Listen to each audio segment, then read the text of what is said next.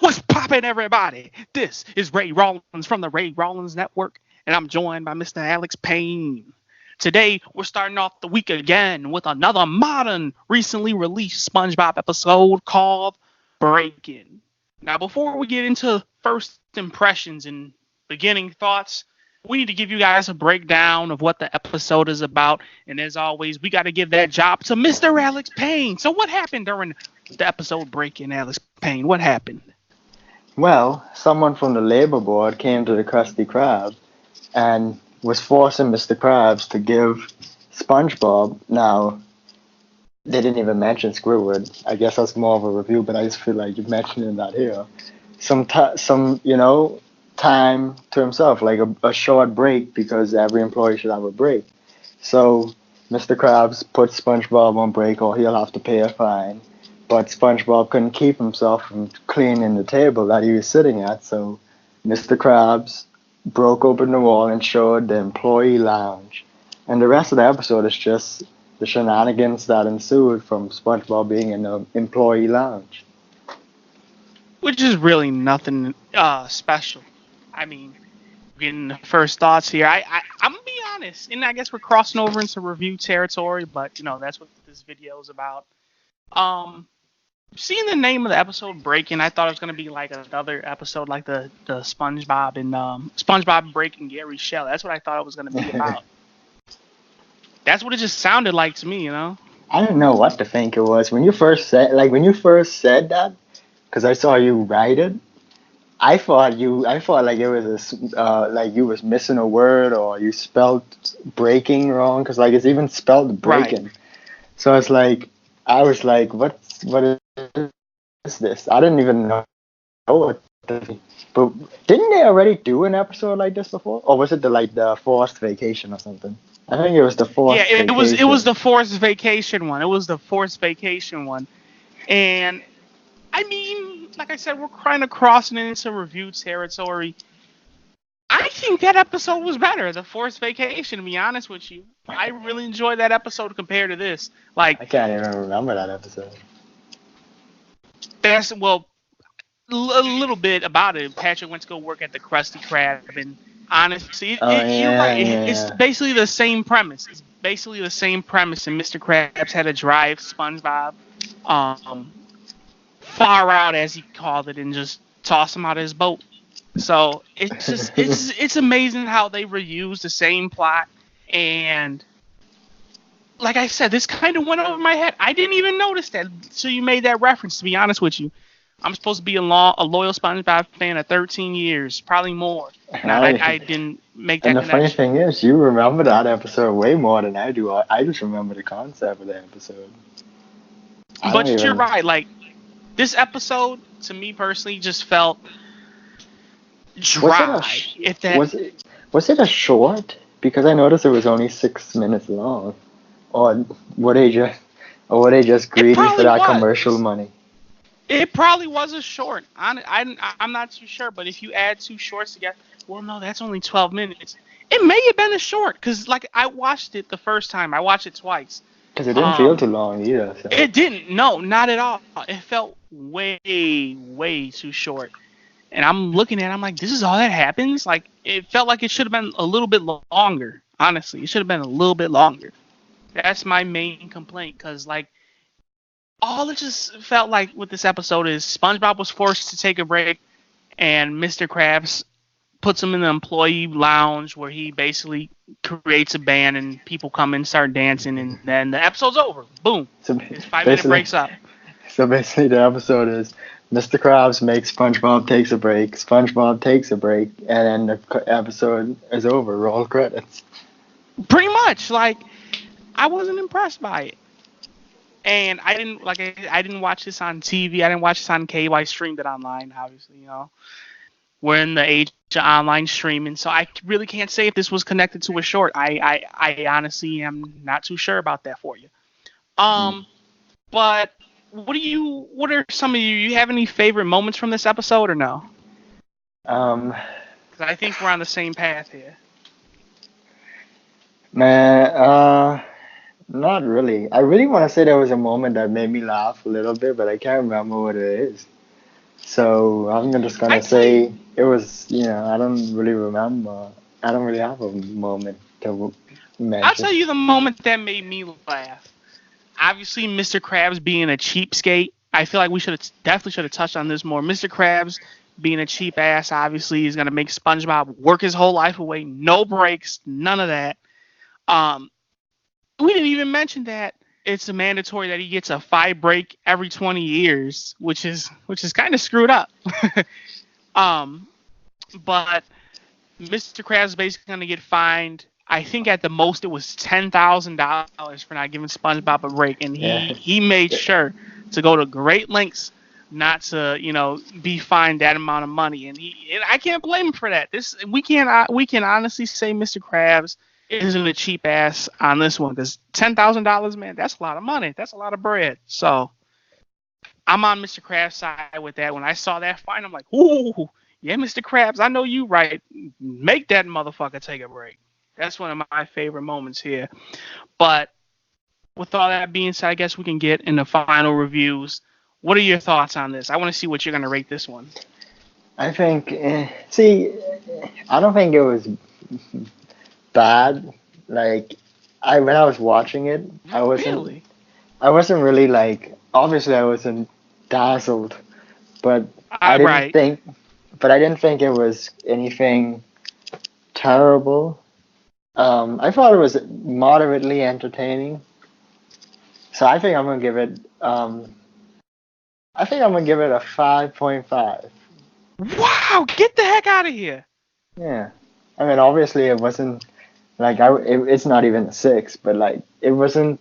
I would say it was closer to good than bad. So I'll give it a 1 point above medium and well half point above medium at 5.5. Okay, that's very interesting. I'll tell you this. I watched it last night and I just watched it again before we started doing this review. So I seen it twice. I'm gonna be honest with you. Yesterday, I don't know, it was because it was late and I was kind of tired, and I saw it. I'm like, what the fuck is this shit?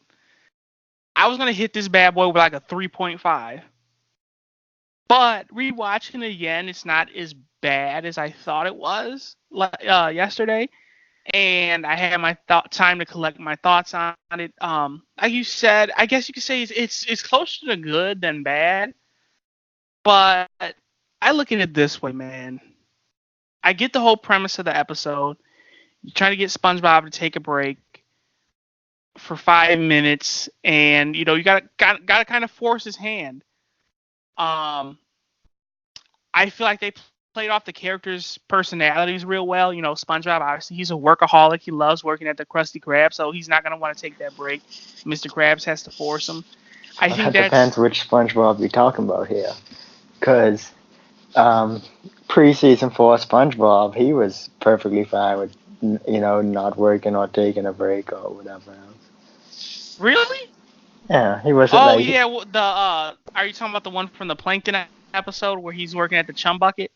Well, no, I can't really think. Like my mind is blanking on an example, but I do remember like there's scenes and everything from like the early seasons that it does implies that working at the Krusty Krab isn't everything to SpongeBob.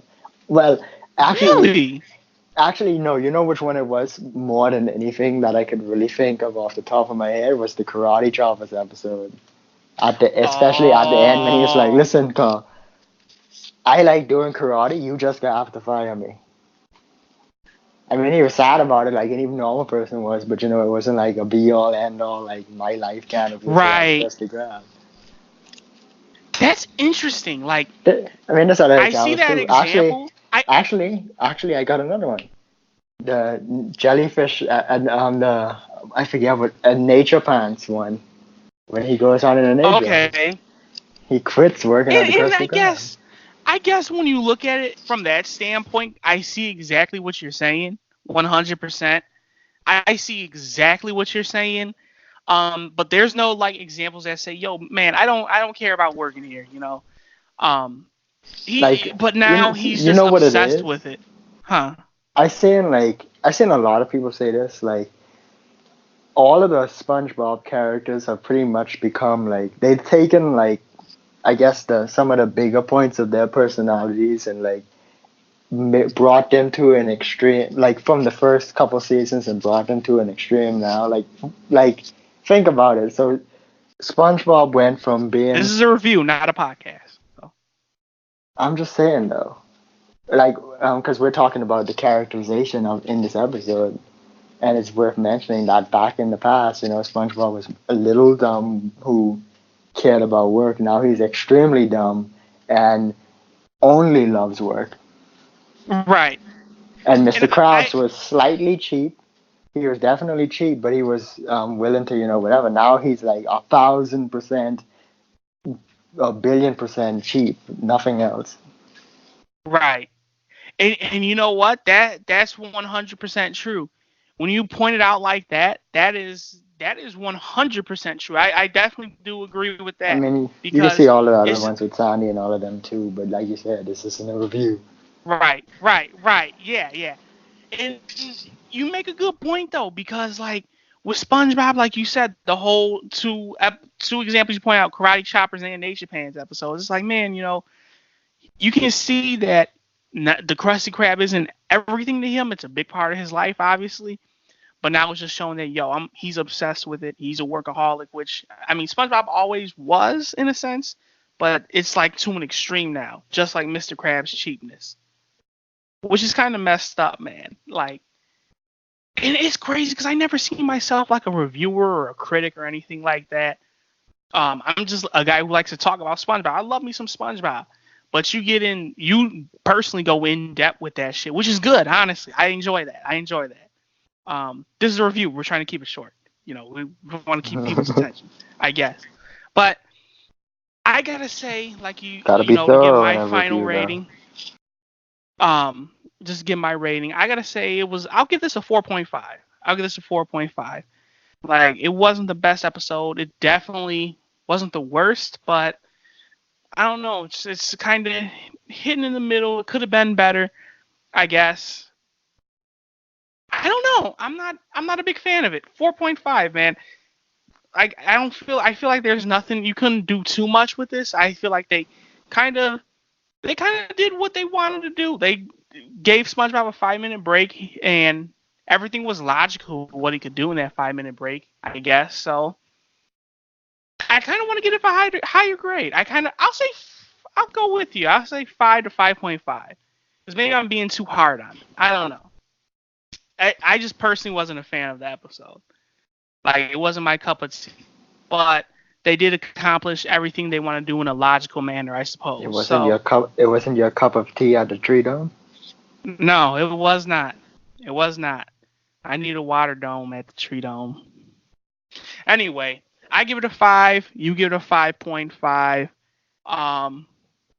That's our ratings for this episode, man. Not the biggest fan of it though, but either way, this is the modern day SpongeBob review from Ray Rawlins and Alex Payne. We'll see you guys for the classic review on Friday, which I'm not sure what we're reviewing, but keep your eyes to the channel, man. You like what we do? Hit that like, hit that sub, and all that good stuff. And we will see you when we see you. Peace.